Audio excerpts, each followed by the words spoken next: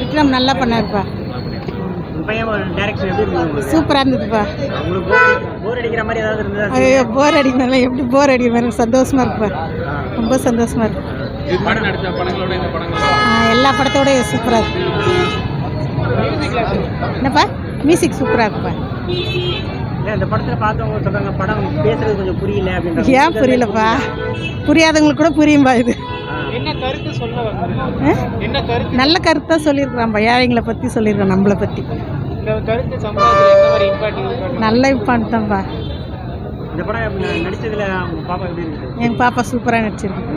உங்களுக்கு பிடிச்சிருக்கா? பிடிச்சிருக்குதுப்பா. நீ சொல்லுமா எப்படி இருந்துச்சு? ரொம்ப கஷ்டமாக இருந்துச்சு.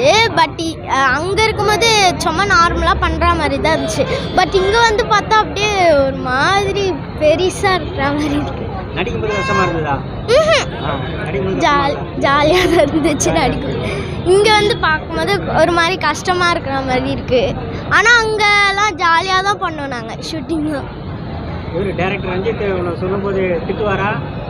சரியா நடி அது மாதிரி எதுவும் சொல்லுவாரா? சொல்ல மாட்டார். நல்லா பண்ணுமான்னு சொல்வார். இந்த மாதிரி பண்ணுமா அந்த மாதிரி பண்ணுமான்னு தான் சொல்லுவார். வேறு எதுவும் சொல்ல மாட்டார். படம் உனக்கு பிடிச்சிருக்கா? ரொம்ப பிடிச்சிருக்கு. இந்த லாங்குவேஜ்லாம் புரியுதா உனக்கு? அந்த காலத்து லாங்குவேஜ்.